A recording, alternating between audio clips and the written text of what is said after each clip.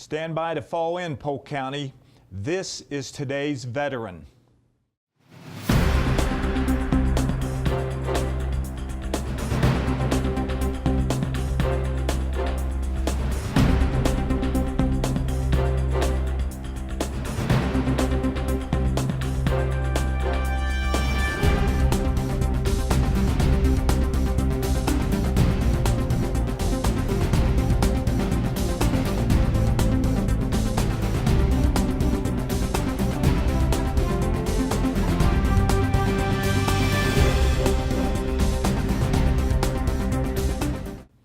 Hello and welcome, and on behalf of everyone at the Polk County Office of Veterans Services, thanks for joining us.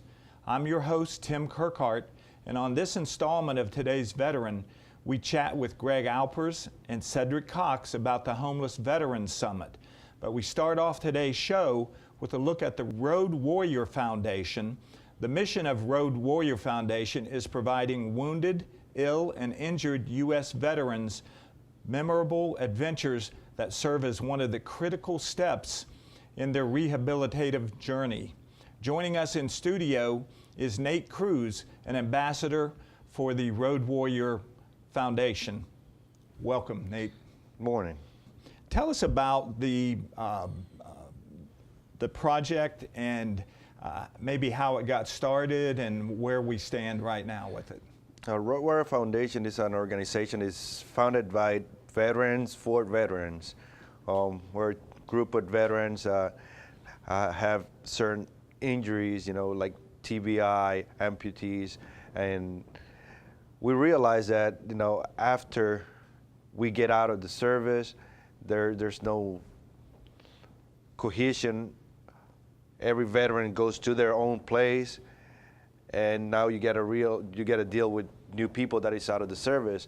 Well, during these adventures, we get a group of veterans, and we get them out for 8 days on a bike ride from Canada to Key West, and now they're back in that military environment, and they are living for 10 days with other guys that had similar or worse injuries than them, and empower them to continue on and move on in life with their new limitations. Is this, does it cost the veterans anything or what? No, this is free of cost for the veterans, and as well, me and the other partners on the organization, we do this totally free. We all have regular 8 to 5 jobs, and our free time, we do this for the veterans to enjoy 10 days, and everything will be provided from bikes, meals, hotels, and all the gear that we'll be wearing. How does it get funded? What's the deal, and what do people need to do to maybe help? So we rely on benevolent donations from regular citizens, and we are also partnering with BRP. They are the manufacturer of the Can-Am Spyders. They're the #1 sponsor. They provide one of the newest Can-Am F3s, and we are raffling this Can-Am for, this is $25. We're only selling 2,000 tickets, so the odds are very, very good. So in order for us to pay for all this, the cost of the ride, and if you're willing to help us, and you can go online, the raffle can be bought online on www.roadwarrior.org, or you can also follow us on Facebook and get information there. Now, how many of these rides have you had so far? We did it for the first time last year. We took 10 guys, and we rode from Canada to Tampa. So this year, we are Army guys, Air Force guys. We like to challenge ourselves. We're adding an extra leg. We're riding to Key West now. There's 10 guys going so far. We have selected the majority of them already. We have brain injuries. We got guys with PTSDs, guys that are both below and above the knee amputees, and we have one of our ladies rider. She is blind. She will be riding with a guide. Tell us about the vehicles. You mentioned them before. I'm not a motorcycle type guy, but tell us, what it means when you say a certain type of vehicle. Well, we selected Can-Am Spyder. Can-Am Spyder is a reverse three-wheeler. You got two wheels on the front, one on the back. These bikes, we are able to adapt and change the controls in order to have a guy that is missing a leg being able to shift or brake. So they're very easy to adapt, and we are, like I said, we partner with so many other organizations that are providing all this equipment for us to be able to have these soldiers riding and having the adventure for 10 days. And do they have helmets so you can correspond with all the riders? How does that work? Safety is our number one issue in this event. We ride with all the safety gear, from boots to helmets, and we also have one of our sponsors is providing us with communication systems, so everybody can communicate with each other by talking via the helmet and the new technology, the Bluetooth and all that stuff. Why does it start out in Canada? Is that just the maximum, you could get the maximum ride from that? No, Canada is where these Spyders are manufactured. We're going to the factory. We're picking up 0 miles Can-Am Spyders. That's the beauty of this. Nobody has ridden this. They're gonna be ridden by a veteran, a hero for this 1,200 miles. And once we get down to Key West, these bikes will be going to different showrooms to be demo bikes. And in my case, I rode my bike. When I came back and I said, I want that bike that I rode, and I bought that bike. What would the bike cost if I wanted to buy one? Well, the bikes they start at $14,000, and it can go up all the way to $25,000. It all depends on all the goodies you want to add. These are very comfortable bikes, and they got lots of options. Give me an idea of a typical day on the road. You would start out at what time, and then what would happen? We usually start at daylight. We try to ride during the day just because of safety, and we go ride for 300-400 miles, and we got stops along the way with our sponsors. We get a sponsor, and the sponsor will provide lunch, and people can join us through the ride. If we're coming down to Polk County and you guys want to join us, you can follow us. The ride will be posted on the website and will be followed by GPS. You see you're coming down through Polk County, you can jump in with us and ride with us all the way up to Kissimmee, which is the closest stop we're going to have for lunch.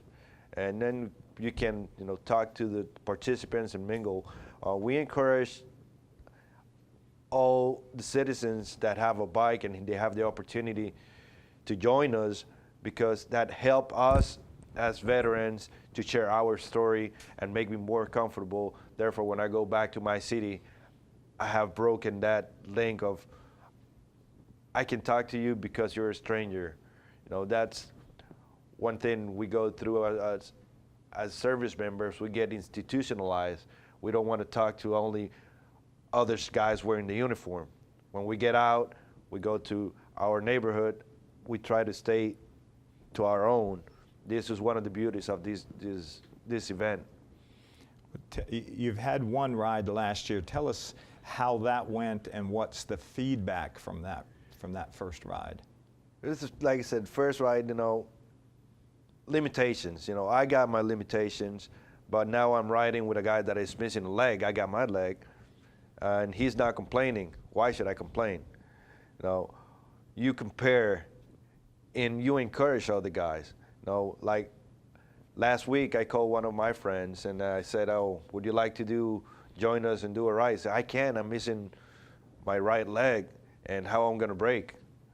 So, well, don't worry about it. We'll get the bike fixed and we'll adapt it for you.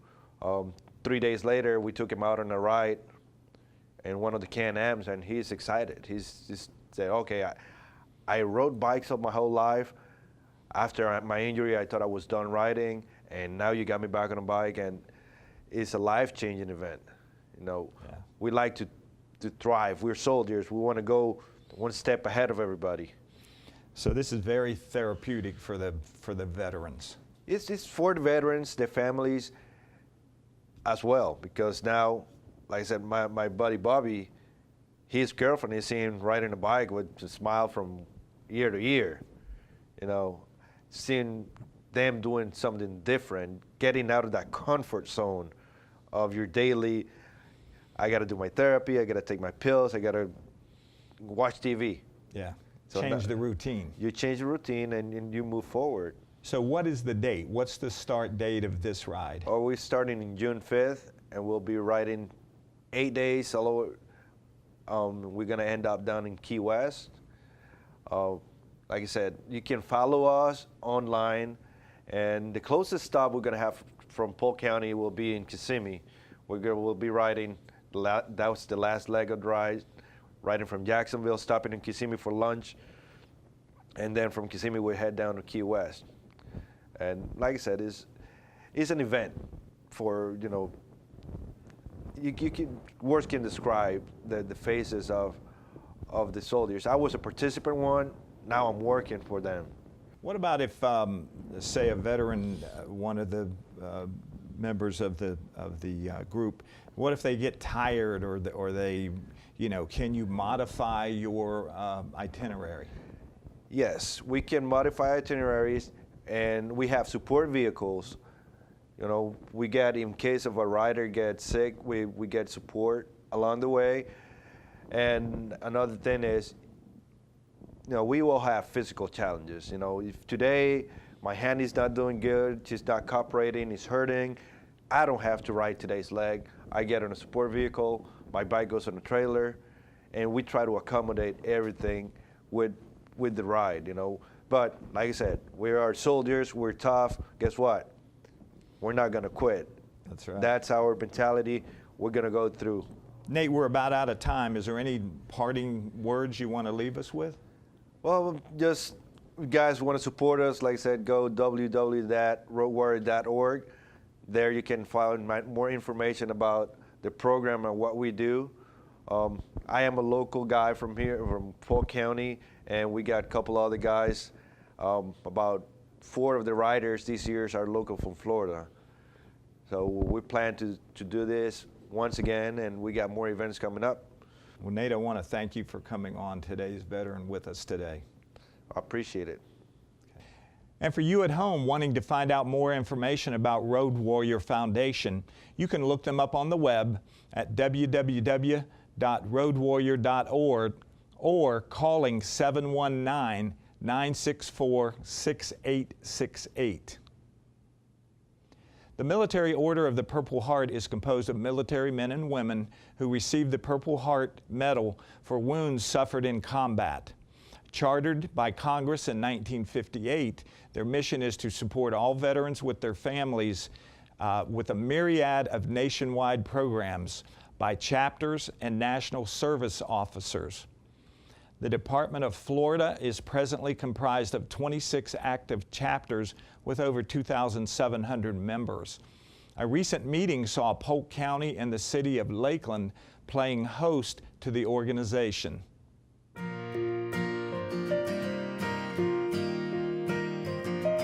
The Military Order of the Purple Heart is a congressionally chartered organization comprised solely of combat wounded veterans. Our mission is to assist veterans and their families in need. One of the big things that happens with our organization is that combat wounded veterans, who generally don't talk with much of anybody, get together with each other, and we find a great deal of comfort and security knowing that we're in good company. One of the things that happens in the military is there are medals and ribbons awarded, the been there, done that's. Those of us that have served can look at those ribbons and medals, and we can pretty much instantaneously understand where people have been, what they've done. What we have in this order are a great number, everyone of course is combat wounded, but we have a number of highly decorated veterans. What I have in my hands is what we call a cover, a hat, and Right over here are some ribbons. What's shown there is two silver stars, which is the third highest decoration this country awards, 3 Purple Hearts, and a number of others. We have a number of veterans that are very, very highly decorated. This particular vet was wounded in 3 separate wars. And again, we come together in a place to where these things can gently be discussed. We're happy with each other, and I'm very much honored to be in their company. There's a camaraderie that simply can't be purchased. You can't go get it. It just is. And as I said earlier, there's a great deal of comfort and just a relaxation that we find with each other. Nowhere else can I find guys like this except the few that live from my combat unit that I was in Vietnam with. But here, we are very comfortable for the most part with each other. Generally speaking, when we come to one of these meetings, we leave feeling better than when we arrived. I have formed some very, very close bonds here that I generally would not be able to do with the civilian population. We're having a Department Executive Committee meeting here in Lakeland. We've got guys that are coming from as far away as the Miami area, on the south, Jacksonville, and along that coast. We've got in-house at the moment folks from Tallahassee. I expect some people perhaps from Pensacola. We'll see. And then all around the state. I'm from the West Coast, north of Tampa. And what we look for and what we enjoy doing is coming to a facility where we can meet, conduct our business, socialize, basically relax. We take care of a lot of business. We also take care of each other. And I think probably more important than the actual business of the order is the socialization that occurs. Lakeland and this county has offered something that we're taking full advantage of that is extremely unusual, and many of us have never had this happen before. The city and the county has, with open arms, welcomed the Purple Heart veterans here for this meeting. This is more, yes, we have business that we're going to conduct, but there's a great deal of fun, relaxation, and one of the things that's not being spoken about is the healing that occurs here. The citizens of this city, the citizens of this county, are responsible in a great part for assisting the ongoing healing of our veterans.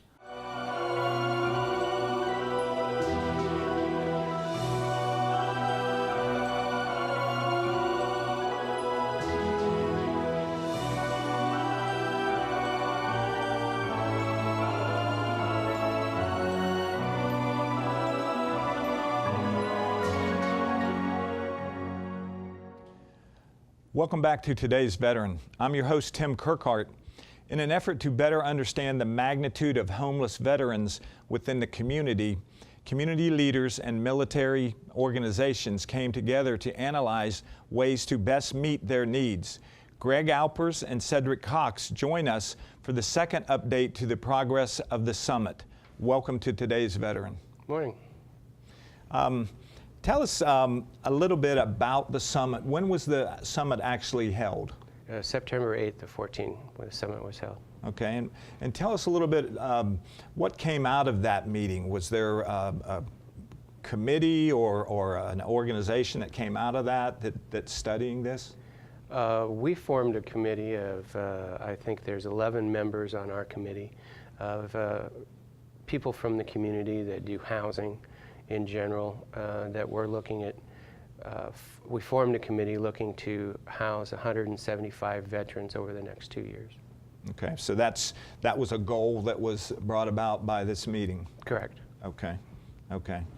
What about the mission? Did you develop any type of mission statement or anything that you were striving for? Yeah, our mission is to help in the placement of homeless veterans by establishing a common definition of veteran, homeless and quality affordable housing that is safe, sanitary, and secure. How many members were on the committee or are on the committee? 11. 11, okay. And who do they represent? Are they various? There are various agencies that are represented. You know, I'm representing Peace River Center. You have Salvation Army. You have the Polk County School Board, and other various organizations in the community that make up the conglomerate. And so you've met what, several times within the committee, or just with you two, or what? We've met a couple of times, and then Cedric and I have met a couple more times. Okay, okay. Tell me about, I know you have a targeted population, and who would that be? Cedric? The target population is veterans that are one, either homeless or at risk of becoming homeless. We want to be able to ensure that these veterans are provided the services so they don't have to be on the streets. And me as an individual from Peace River Center, we represent, because of the mental illness that the veterans may be encountering, just to assist them and to help them to maintain safe, affordable housing. Cedric or Greg, can you give us a definition of what a homeless veteran or a homeless person would be? Yes, according to the Hearth Act, the definition of a homeless individual is an individual or family with a primary nighttime residence that is a public or private place not designed for or ordinarily used as a regular sleeping accommodation for a human being. Now, just to increase or add to that, the Hearth Act was designed because there was everyone that deals with homeless, whether it's HUD or the state of Florida, the state of Iowa, or whoever has homelessness or deals with homelessness, had their own idea of what homeless was. So the Hearth Act was designed or the McKinley Veto Act was designed as an umbrella, so to speak, that would encompass all of those. So we decided to use that to be better off, or as a guideline for us to help us with that. Now, is the Hearth Act, is that an acronym? Yes, the Hearth Act's acronym is Homeless Emergency Assistance and Rapid Transition to Housing, the Hearth Act. And is that a federal program, or is that, I know you can interpret locally, but? Well, it's not a federal program per se. It is a federal definition. What it does is it encompasses all of the definitions into one for the definition of homelessness. Okay. Which makes it easier to serve the population we're trying to serve. And so a homeless veteran is a homeless person who has, served in the military, right? Yes. Okay. Do you always get cooperation from these homeless people? Do they want help for the most part, or what's your take on that? No, not normally. A lot of times we, through the Homeless Coalition, a lot of times we'll go out and do what they call, what's the term? Homeless count? Homeless counts that they do normally for the COC, which is a continuum of care, where they go out and they count the number of homeless individuals for another funding source. And a lot of times when they go out into the community and find these individuals and they try to talk them into coming in, so to speak, a lot of the guys and women enjoy living out in the wild, so to speak. So they're used to being out there, so no. Tell us a little bit how you identify the housing need. Is there some, some ways that you do that they are identified? Well, I'll speak on that, Greg, if I may. We have I have a list of realtors that I work with in the community that I form relationships with. I've found in doing this, the best way to be able to find quality, affordable housing for individuals is to form relationships with realtors.